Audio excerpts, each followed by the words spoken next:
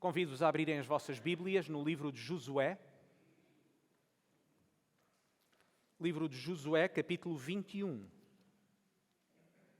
Josué, capítulo 21. E vamos ler dos versículos 43 a 45. Josué, capítulo 21, 43 a 45.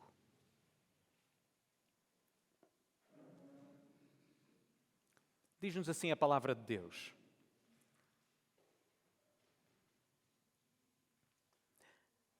Desta sorte, deu o Senhor a Israel toda a terra que jurara dar a seus pais, e a possuíram e habitaram nela. E o Senhor lhes deu repouso em redor, conforme a tudo quanto jurara aos seus pais. E nenhum de todos os seus inimigos ficou em pé diante deles. Todos os seus inimigos o Senhor deu na sua mão. Palavra alguma falhou de todas as boas palavras que o Senhor falara à casa de Israel. Tudo se cumpriu. Alguém descreveu estes versículos como o coração teológico do livro de Josué, a veia jugular do livro. Estes versículos são o sumário da narrativa do texto que nós lemos até este momento, um sumário simples e perfeito do livro de Josué. Se os irmãos se lembram, até agora, o livro de Josué pode ser dividido de forma temática em dois. Se os irmãos se lembrarem dos capítulos 1 a 12, temos o povo de Israel a entrar na terra prometida e a conquistar a terra. E depois dos capítulos 13 a 21, do qual estes versículos são a conclusão, temos então a distribuição dessa terra que foi conquistada pelas tribos e pelas famílias. E é por isso que dentro desta estrutura, os versículos 43 a 45 são fáceis de entender. Porque vejam, depois do povo tomar posse da terra de Canaã, vejam a conclusão que nós temos no versículo 43. Desta sorte, deu o Senhor a Israel toda a terra que jurara dar a seus pais, e a possuíram e habitaram nela. Uma conclusão idêntica que é retirada quando o autor fala sobre a conquista daquela terra. Vejam o versículo 44. E o Senhor lhes deu repouso em redor, conforme tudo quanto jurara aos seus pais. E nenhum de todos os seus inimigos ficou em pé diante deles. Todos os inimigos o Senhor deu na sua mão. Sabe, irmãos, estes versículos centram a nossa atenção naquele que é o tema do livro de Josué. Vejam como estes versículos nos apontam para aquele que é o personagem principal desta narrativa. É o Senhor, é Deus. Josué conclui que tudo o que foi alcançado pelo povo de Israel tem uma razão comum. Diz-nos, o Senhor deu. Foi o Senhor que agiu pelo seu povo. E é por isso que o versículo 45 é como que a conclusão final de tudo o que foi narrado até este momento. Versículo 45, palavra alguma falhou de todas as boas palavras que o Senhor falara à casa de Israel. Tudo se cumpriu. É por isso bem adequado o título que Ralph Davis dá ao seu comentário sobre o livro de Josué. O título é Palavras que não falham. O Senhor cumpre todas as suas palavras. Os irmãos sabem bem porque temos repetido isto vezes sem conta, mas para estar na nossa mente sempre de forma permanente enquanto lemos este livro. Que este livro nos relata e nos narra um momento simbólico que o povo de Israel vive. E por isso estes versículos são também de uma importância difícil de medir na história deste povo e, consequentemente, até depois na nossa própria vida. Estas palavras parecem-nos necessárias para a igreja no dia de hoje. O Senhor é fiel. Deus cumpre sempre as suas promessas. Deus é fiel. Deus não falha em nada daquilo que Ele promete. Para o povo de Israel, estas palavras são o culminar de séculos de história e de promessas que Deus tinha feito muitos séculos antes. Olhando para a história, lembrem-se que a identidade do povo de Israel é o resultado de uma chamada divina a um homem que tinha por nome Abraão. Lembrem-se, irmãos, que o povo de Israel existe no tempo de Josué Porque foi o Senhor Jeová, séculos antes, que tinha dito a este homem, Abraão, para sair da sua terra, da sua família, com base numa série de promessas, entre as quais as de o tornar um povo grande e de herdar e possuir aquela terra. Lemos isto em Gênesis 12, Gênesis 13 e Gênesis 15. E é em particular em Gênesis 15 que Deus promete um descendente a este homem. É também em Gênesis 15 que nós lemos aquilo que continua a ser o nosso mote, continua a ser a nossa base e fundamento da nossa fé e da nossa salvação. Porque quando Deus promete, diz-nos em Gênesis 15, 16, que Abraão creu no Senhor e isso lhe foi imputado por justiça. Deus falou e Abraão acreditou nas suas palavras. Deus prometeu um descendente, um povo e uma terra. E Deus prometeu cumprir todas as suas promessas. E Abraão acreditou. Mas ao mesmo tempo, se eu vos perguntar assim, irmãos, e pensem no contexto em que Abraão viveu. Abraão recebeu em vida as promessas que Deus lhe fez? Esta é uma pergunta que tem uma rasteira.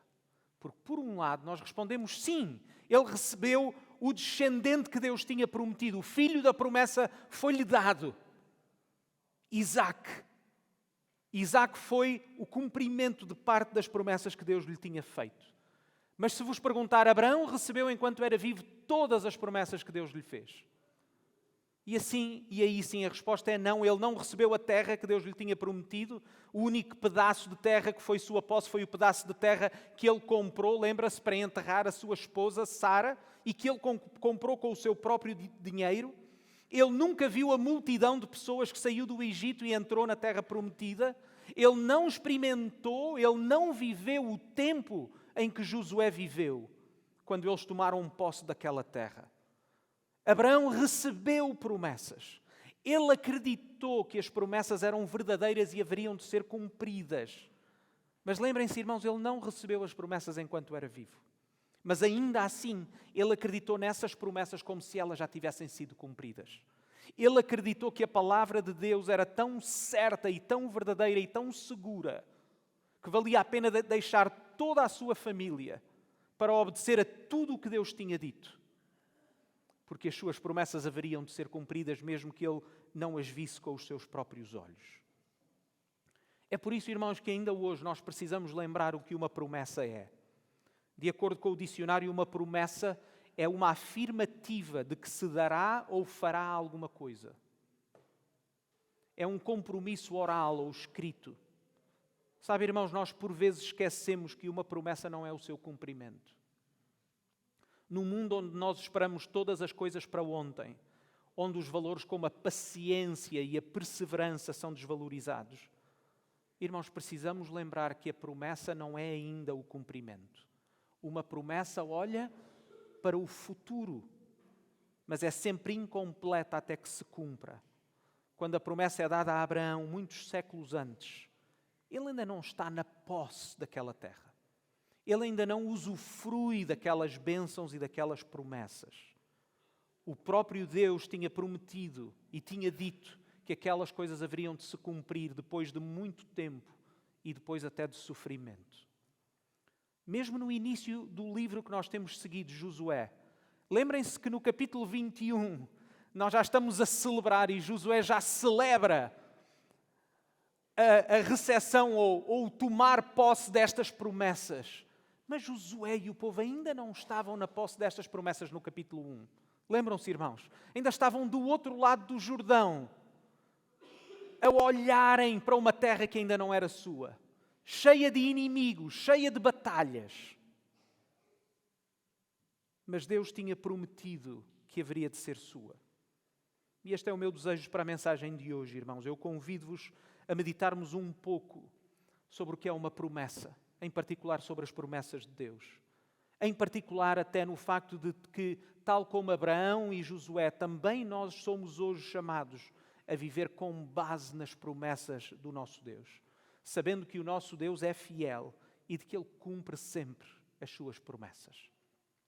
Vejam mais uma vez em Josué 21, 43 a 45. Vejam a repetição que nós temos neste texto. Versículo 43, que jurar a dar a seus pais. Versículo 44, conforme tudo quanto jurar a seus pais.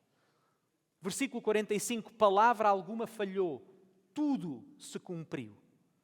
Ao olhar para a história, o autor traz a lembrança do que Deus tinha prometido e depois compara a promessa, o que Deus tinha dito que ia fazer, e o seu cumprimento, o que Deus de facto fez. E a conclusão é: palavra alguma falhou. Tudo se cumpriu. Notem outra repetição. Notem as palavras todo, toda, tudo. Lemos toda a terra. Lemos em redor, que literalmente no original diz por todos os lados. Todos os inimigos.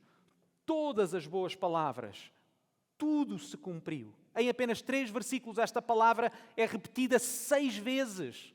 Sabem, irmãos, a repetição é um método de ensino para que entre na nossa mente. Repetirmos uma e outra vez para ficarmos certos. Se estivéssemos na escola dominical, pediríamos às crianças para repetir as nossas palavras. Deus é fiel. Deus cumpre sempre as suas promessas. Deus é fiel. Deus cumpre sempre as suas promessas. Esta é uma verdade tão simples que uma criança pode entender. Uma criança pode não saber definir o que é uma promessa, mas uma criança sabe o que uma promessa é. Mas, irmãos, apesar de ser uma verdade tão básica, é uma verdade que precisamos de ser lembrados continuamente. Qual dos irmãos aqui presente não diria: claro que sim, nós sabemos que Deus é fiel. Quem de entre os membros desta igreja não estaria disposto a afirmar estas palavras? Deus é fiel. Amém? Deus é fiel. No entanto, meus queridos irmãos, nós temos de ser lembrados desta verdade uma e outra vez, porque apesar de as compreendermos com a nossa mente, nós temos tendência a duvidar delas. Não esqueçamos dos nossos primeiros pais, Adão e Eva, no relato que nós lemos em Gênesis 3, da forma como eles mesmos foram tentados a duvidar das palavras de Deus. Irmãos, temos de reconhecer a nossa fraqueza e o nosso pecado. Nós também somos suscetíveis à dúvida. Nós também somos suscetíveis à falta de fé. Quantas vezes, irmãos, nós precisamos de confessar a nossa falta de fé? Quantas vezes, em períodos de teste, de dificuldade económica, de depressão, de perdermos alguém próximo a nós, no meio de doença, de dor, quando as circunstâncias parecem ser contrárias à palavra de Deus, quando a vida não corre como nós gostaríamos, quantas vezes nós questionamos e duvidamos? Quantas vezes nós perguntamos: onde estás, ó Deus? A infeliz realidade é que, em geral, nós não precisamos muito para que o nosso mundo seja abalado. E, meus irmãos, deixem-me confessar, de uma forma muito clara, que esta realidade a falo não apenas por experiência pastoral, mas infelizmente pela minha própria fraqueza. Por vezes comento com a minha esposa o quão fácil nós somos abalados. Depois de tantas vezes que Deus já provou a sua fidelidade, de tantas vezes que Ele já provou estar presente connosco, uma e outra vez, quando um novo teste vem, o nosso coração duvida. O nosso coração é abalado. Quantas vezes, irmãos? E este problema aumenta porque nós não apenas somos pecadores, mas nós vivemos num mundo quebrado. Nós vivemos num mundo em que as palavras contam cada vez menos. As promessas de Deus, sendo verdadeiras e certas, são um contraste com o mundo em que nós vivemos. Um mundo de promessas falhadas. Quantos de nós já experimentámos uma falsa promessa? A quantos de nós já nos foi prometida alguma coisa que não foi cumprida? Alguém que nos mentiu? Irmãos, esta é uma experiência comum, desde a infância à velhice, da política à família. E no meio de tantas falsas promessas, de tantas palavras mentirosas, nós muitas vezes, infelizmente, tomamos o nosso Deus como um mero homem. E duvidamos. Por isso, irmãos, apesar de ser uma verdade que até uma criança pode entender, é uma verdade que está sempre em guerra nos nossos corações. Precisamos lembrar e repetir, precisamos procurar entender e viver esta realidade. Deus é fiel. Deus cumpre sempre as suas promessas. Acreditam nesta verdade, irmãos? Somos capazes de dizer Deus é fiel? De que Deus cumpre sempre as suas promessas? Procuramos viver com base nestas palavras? Amados irmãos, nós precisamos lembrar que acreditar nas palavras de Deus não é apenas saber repeti-las com as nossas bocas. Significa que precisamos de acreditar e viver essa verdade. Significa que quando Deus diz alguma coisa, nós acreditamos. Quando Deus ordena alguma coisa, nós submetemos-nos. Porque acreditamos que Deus é verdadeiro e que Deus é bom. Será que acreditamos da mesma maneira como Abraão e Josué? Ou antes, melhor, acreditamos e confiamos no nosso Deus como o Senhor Jesus Cristo acreditou nas promessas do Pai? Hoje, historicamente, celebra-se a Páscoa. Celebra-se hoje o dia em que o Senhor Jesus ressuscitou corporalmente dos mortos. Celebramos a vitória sobre a morte e a razão da nossa esperança. Mas, irmãos, notem, para que houvesse ressurreição, para que Jesus ressuscitasse dos mortos, Ele teve primeiro de se sujeitar à morte. O nosso Deus, na pessoa do Filho, fez-se homem. Ele humilhou-se à nossa condição. Ele foi traído pelos seus discípulos, Ele foi preso, Ele foi julgado de forma injusta, Ele foi castigado, Ele foi chicoteado, Ele foi cuspido, Ele foi escarnecido. Ele foi pregado numa cruz como o pior dos criminosos e morreu com o mais cruel requinte que o homem tinha na época. Porquê, irmãos? Porque na sua morte Ele pagou o preço dos nossos pecados. Porque, como lemos em Isaías 53, 4-6, verdadeiramente Ele tomou sobre si as nossas enfermidades e as nossas dores Ele levou sobre si. E nós o reputámos por aflito, ferido de Deus e oprimido. Mas Ele foi ferido pelas nossas transgressões, moído pelas nossas iniquidades. O castigo que nos traz a paz estava sobre Ele. E pelas suas pisaduras nós fomos sarados. Todos nós andámos como ovelhas, cada um se desviava pelo seu caminho. Mas o Senhor fez cair sobre Ele a iniquidade de nós todos. O nosso Senhor Jesus entregou a sua vida para a nossa salvação. O Senhor Jesus, homem como tu e eu, suportou a dor e o sofrimento pela fé. É isso que as Escrituras nos ensinam. Ele acreditou nas promessas do Pai. Ele não se entregou de balde. Ele entregou-se com um propósito para perdão dos nossos pecados. Mas para que Ele pudesse ressuscitar no terceiro dia, Ele primeiro teve de se entregar à morte. Para podermos celebrar a sua ressurreição, Ele primeiro precisou de ser traído. Ele primeiro precisou de ser esmagado pelos nossos pecados. Antes da glória veio a morte. Antes da glória veio a humilhação. E o Senhor Jesus passou todas essas coisas, sendo um ser humano como tu e eu, sofrendo na sua carne para perdão dos nossos pecados. Meus irmãos, se o nosso Senhor Jesus se entregou por nós, o que é que Ele não fará por nós? Se Deus é por nós, quem pode ser contra nós? Se Deus nos amou ao ponto de oferecer o seu próprio Filho, não podemos nós, em qualquer situação, confiar a nossa vida àquele que nos ama desta forma. Não é o Senhor Jesus a prova de que Deus cumpre sempre as suas promessas? Esta verdade é tão bela como é difícil de viver.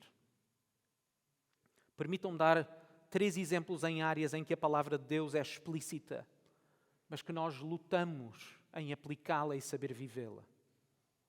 Pensem, por exemplo, no sofrimento, uma das consequências do pecado. Algo que em si mesmo é mau, não é bom, o sofrimento não é em si mesmo uma coisa má, boa. Nós não gostamos de sofrer. Tanto quanto nos é possível, nós fugimos de tudo o que nos causa sofrimento. No entanto, lembremos-nos do Senhor Jesus, lembremos-nos do seu próprio exemplo e lembremos-nos do que o Senhor Jesus prometeu aos seus discípulos. O Senhor Jesus nunca enganou os seus discípulos. O Senhor Jesus sempre foi muito claro no que significa segui-lo. João 15, 20, lembrai-vos da palavra que eu vos disse. Isto é o Senhor Jesus a falar. Não é o servo maior do que o seu Senhor. Se a mim me perseguiram, também vos perseguirão a vós. Se guardarem a minha palavra, também guardarão a vossa. Esta é uma verdade que tendemos a esquecer, não é? Esta é uma luta que os filhos de Deus sempre sentiram. É por isso que o apóstolo Pedro sente a necessidade de exortar em 1 Pedro 4, 12 a 13. Amados, não estranheis a ardente prova que vem sobre vós para vos tentar, como se coisa estranha vos acontecesse. Mas alegrai-vos no facto de serdes participantes das aflições de Cristo, para que também na revelação da sua glória vos regozijeis e alegreis. Ou tal como Paulo disse a Timóteo em 2 Timóteo 3,12, e também todos os que piamente querem viver em Cristo Jesus padecerão perseguições. Irmãos, alguns de nós, por pura descrença, nem sequer compreendemos, ou nem sequer se aceita este conceito. Alguns não creem sequer que Deus permita que os seus filhos sofram, quando se esquecem do próprio Senhor Jesus, que sofreu por nós. Sabem, os apóstolos sabiam bem desta verdade. É por isso que quando nós lemos, por exemplo, o livro de Atos, quando vemos que eles começam a ser perseguidos como o Senhor Jesus foi perseguido, como o seu Senhor foi perseguido. Lemos, por exemplo, em Atos 5:41. Retiraram-se, pois, da presença do conselho, regozijando-se de terem sido julgados dignos de padecer afronta pelo nome de Jesus. Para muitos dos nossos irmãos ainda hoje, o sofrimento e a perseguição são um sinal da sua salvação. São um sinal da sua união com o Senhor Jesus. Semanalmente nesta igreja nós oramos por irmãos à volta do mundo que são perseguidos pela sua fé. Mas quão diferente tende a ser connosco no mundo ocidental, onde muitas vezes avaliamos a nossa fé com base no nível das bênçãos que Deus nos dá. Mas Paulo, aquele que, sendo perseguidor, passou a ser perseguido, que foi preso, que foi chicoteado, que ofereceu a sua vida para o serviço do seu Senhor, é capaz de dizer em Romanos 8:18, porque para mim eu tenho por certo que as aflições deste tempo presente não são para comparar com a glória que em nós há de ser revelada. Acreditamos nestas palavras, irmãos? Acreditamos que a glória que temos reservada para nós quando o Senhor Jesus voltar é maior de qualquer circunstância que possamos passar nesta vida. Que o Senhor tenha misericórdia de nós. Pensemos, irmãos, sobre os nossos tesouros, sobre aquilo que nós valorizamos mais. Não nos prometeu Jesus que nos prepararia um lugar? Foi exatamente o que ele disse aos seus discípulos, João 14, 1 a 3. Não se turbe o vosso coração. Que credes em Deus, crede também em mim. Na casa do meu Pai há muitas moradas. Se não fosse assim, eu vou-lhe teria dito, pois vou preparar-vos lugar. E se eu for e vos preparar lugar, virei outra vez e vos levarei para mim mesmo, para que onde eu estiver, estejais vós também. É com base nesta promessa que o Senhor Jesus nos dá este mandamento. É porque nós temos a certeza desta herança, a certeza desta promessa, que o Senhor Jesus ensina, lemos em Mateus 6, 19 a 21, não ajunteis tesouros na terra, onde a traça e a ferrugem tudo consomem, e onde ladrões minam e roubam. Mas ajuntai tesouros no céu, onde nem a traça nem a ferrugem consomem, e onde os ladrões não minam nem roubam. Porque onde estiver o vosso tesouro, aí estará também o vosso coração. As coisas que nós mais valorizamos são as coisas que nós consideramos mais importantes. Não é este, irmãos, um dos grandes pecados da Igreja no Ocidente?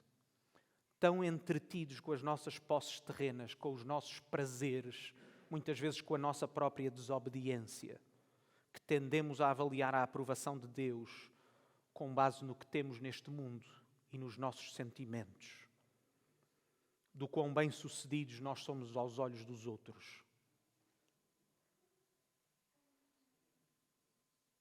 Nada expõe, talvez, esta realidade melhor do que as nossas orações, e já temos falado sobre isto.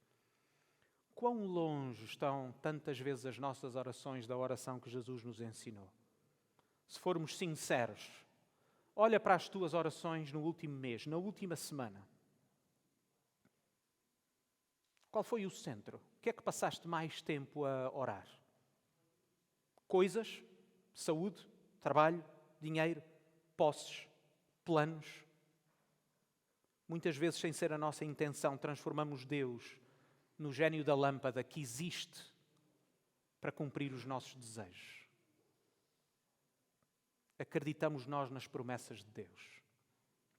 Acreditamos nós verdadeiramente o que Deus nos tem guardado e tem guardado para os seus filhos? E que essas promessas são eternas e não podem ser comparadas com qualquer riqueza ou com qualquer outra coisa que nós tenhamos nesta vida? Será que nós acreditamos de facto que as coisas desta vida são transitórias, temporais e que não duram para sempre? E se isto é verdade, por que é que nós passamos tanto tempo a investir em coisas que não são eternas? Por que é que insistimos em viver para o nosso prazer, em viver para o nosso egoísmo? Queridos irmãos, acreditemos nas promessas do nosso Deus. Vivamos na expectativa do que Deus promete. Irmãos, exercitemos a nossa fé, porque aquilo que nós esperamos é muito maior. Nós esperamos aquele dia em que o Senhor Jesus voltará e nós viveremos de forma perfeita com Ele na sua presença. Nós iremos vê-lo face a face e Ele é mais valioso do que tudo o que possamos ter nesta vida. Que nós possamos viver nesta santa esperança. Maranata, vem Senhor Jesus. Vem Senhor Jesus. Tu és o nosso maior desejo. Pensemos também, irmãos, na igreja, em particular no nosso país. Irmãos, foi o Senhor Jesus que instituiu a sua igreja, não fomos nós. A igreja não é o nosso plano, a igreja é o plano eterno de Deus para a nossa salvação. Mateus 16, 18, palavras do Senhor Jesus: pois também eu te digo que tu és Pedro, e sobre esta pedra eu edificarei a minha igreja, e as portas do inferno não prevalecerão contra ela. Nós acreditamos, irmãos, que a igreja é de Jesus. A igreja é o seu corpo. A igreja existe e subsiste por causa de Jesus, da sua autoridade e do seu poder. A igreja, sendo constituída por pessoas, não é sustentada por pessoas. O Senhor Jesus é que sustenta a sua igreja. Lembrem-se, irmãos, de como a igreja de um punhado de homens cobardes se estendeu a todo o mundo. Porquê? Porque a igreja prega e vive a pessoa do Senhor Jesus. Não nos pregamos a nós próprios, não pregamos as nossas fragilidades, as nossas fraquezas ou o nosso pecado. Pregamos o nosso Senhor e Salvador Jesus Cristo, que é capaz. É na autoridade de Jesus e no poder do Espírito Santo que a igreja vive. Meus irmãos, por vezes o nosso entusiasmo com a igreja esmorece. Pensem no nosso país. Pensem na nossa igreja. Quantas vezes ficamos esmorecidos e sem esperança? Quantas vezes lamentamos e duvidamos do futuro da igreja? Irmãos, estas dúvidas não acontecem porque o Senhor Jesus não tenha poder. A nossa falta de fé é devida ao facto que nós somos tentados a avaliar mais a igreja com base nas circunstâncias e com olhos humanos e não com olhos espirituais. Irmãos, eu não sou profeta. Nem eu, nem ninguém aqui presente sabe como Deus irá agir nesta igreja e neste país. Se alguém o fizer, tal palavra não pode vir de Deus, porque simplesmente nós não sabemos, Deus não nos revelou. Deus age como quer, quando quer e onde quer. Mas, meus irmãos, nós sabemos que a igreja é de Jesus. E sabemos que Ele tem toda a autoridade e todo o poder. Sabemos que esta igreja lhe pertence E isso nos basta, entendem, irmãos? Sabermos que esta igreja pertence a Jesus e que Ele tem autoridade sobre todas as coisas é suficiente para a nossa confiança. Não interessa se somos 10, 20 ou 200 ou 2000. A nossa segurança está em Jesus e quem Ele é. Entendem, irmãos? Essa tem de ser a nossa confiança na igreja. Porque a igreja é acerca de Jesus, a igreja não é acerca de nós. Saibam, irmãos, de acordo com o texto bíblico, é o inferno que joga a defesa, não a igreja. As portas do inferno não prevalecerão contra a igreja. Entendem, irmãos? É o inferno que tem que construir muros e portas para se defender do Senhor Jesus. Entendem, irmãos? Não entendam mal. Olhem à vossa volta. Nós queremos reconhecer a nossa fragilidade e a nossa pequenez. Aquilo que nós queremos dizer é que o nosso Senhor é maior do que nós. De que o seu poder é maior do que o nosso. De que a sua autoridade é maior que a nossa fraqueza. E de que Ele edifica a sua igreja, que a sua igreja é dele e de que o inferno joga a defesa contra o Senhor Jesus. Não joga a defesa contra nós. Joga a defesa contra a igreja, porque a igreja pertence a Ele. E é nessa consciência que nós queremos viver. Nós não queremos viver de uma forma triunfalista. Nós queremos viver de uma forma segura e confiante. Confiante no Senhor Jesus e que Ele sabe o que está a fazer. A nossa resposta é sermos submissos a Ele. É de vivermos como Ele deseja, em obediência e em fé. Meus queridos irmãos, só existe uma forma de nos mantermos firmes nas promessas do nosso Deus. No meio das nossas lutas diárias, no meio do nosso pecado, da nossa falta de fé. A nossa única esperança é o Senhor Jesus. Quando o autor aos Hebreus olha para todos aqueles que viveram pela fé, lemos em Hebreus 11, no Antigo Testamento, dos quais Abraão e Josué estavam incluídos, embora que não necessariamente de forma explícita. Mas lemos em Hebreus 12, 1 e 2. Portanto, nós também, pois, que estamos rodeados de uma tão grande nuvem de testemunhas como Abraão e Josué, deixemos todo o embaraço e o pecado que tão de perto nos rodeia e corramos com paciência a carreira que nos está proposta, olhando para Jesus, autor e consumador da fé, o qual, pelo gozo que lhe estava proposto, ele suportou a cruz, desprezou a afronta e assentou-se à destra do trono de Deus. Irmãos, prestem atenção ao que a palavra de Deus nos diz de uma forma clara e como nos exorta. Olhando para Jesus. Mas também nos diz como é que Jesus cumpriu todas essas coisas. Diz-nos o qual, esse Jesus, pelo gozo que lhe estava prometido. Irmãos, o Senhor Jesus também viveu pela fé. O nosso Senhor Jesus, na sua humanidade, também teve de acreditar nas promessas de Deus. Pai, se possível, passa de mim este cálice. Mas não seja feita a minha vontade, seja feita a tua vontade. Nosso Senhor Jesus suportou toda a humilhação, toda a dor, porque Ele confiou no seu Pai. E ainda mais, irmãos, o próprio Senhor Jesus é o cumprimento de todas as promessas do nosso Deus. É exatamente isso que as Escrituras nos ensinam. 2 Coríntios 1, 20. Porque todas quantas promessas há de Deus são nele, em Cristo, sim, e por ele o amém. Irmãos, quando Jesus naquela cruz exclamou, está consumado, significa que Jesus cumpriu todas as promessas de Deus. Ele é maior e Ele é melhor do que Josué. Quando Jesus exclamou, está consumado, significa que o nosso maior problema foi resolvido. De que tudo o que precisava ser feito para sermos reconciliados com Deus foi cumprido. De que a nossa culpa foi paga e a certeza da nossa salvação foi alcançada. Sabem, irmão, Josué foi usado para derrotar os inimigos do povo na sua altura, mas Jesus é melhor, porque Ele conquistou o nosso maior inimigo, que é o pecado e a morte. Quando Jesus exclamou, está consumado, isto não significa que Jesus fez a sua parte e agora temos de fazer a nossa. Está consumado significa que está cumprido e que está completo. de que Josué foi usado para dar uma paz ao povo, mas que essa paz foi temporária, mas de que Jesus nos oferece uma paz completa, perfeita e eterna. A nossa resposta deve ser fé e arrependimento. Em Jesus, na sua morte e ressurreição, a profecia feita à serpente no jardim do Éden foi cumprida. A cabeça da serpente foi esmagada. A morte foi vencida. Em Jesus, na sua morte e ressurreição, as promessas de Deus feitas a Abraão estão plenamente cumpridas no seu verdadeiro descendente, filho de Abraão, filho de David, o Senhor Jesus. Este mesmo Jesus, lemos em Hebreus, é o autor e consumador da nossa fé. Este mesmo Jesus é o Senhor da sua igreja. Ele é capaz, irmãos, daquilo que nós não somos.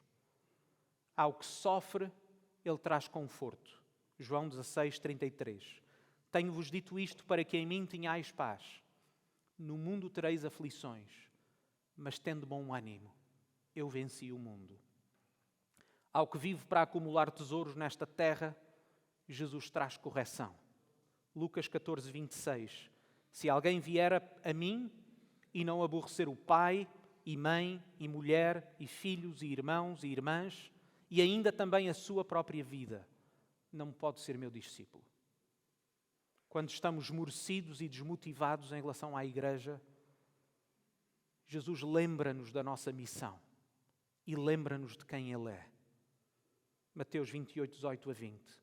E chegando-se Jesus, falou-lhes dizendo: é-me dado toda a autoridade nos céus e na terra.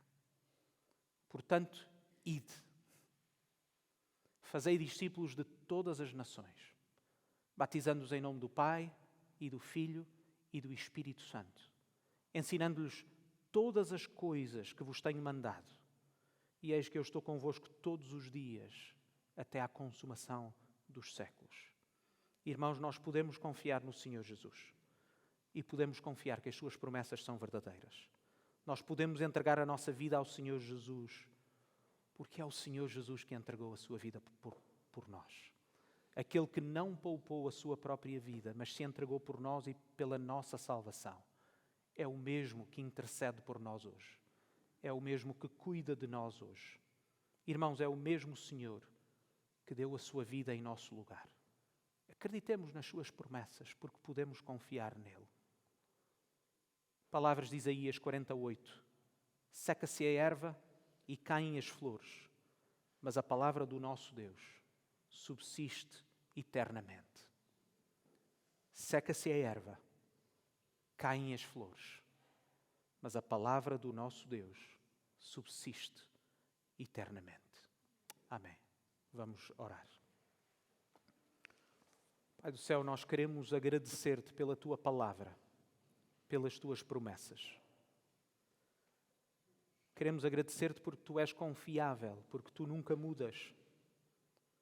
Queremos agradecer-te porque tu tens todo o poder para cumprir o que prometes. Queremos agradecer-te porque és fiel. É neste momento também que confessamos, ó Pai, a nossa fragilidade e o nosso pecado. Pai, ajuda-nos a compreender a tua palavra.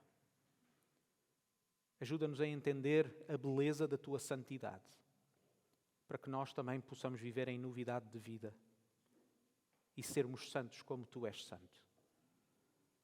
Sê connosco, ó Pai, no nome do Senhor Jesus. Amém.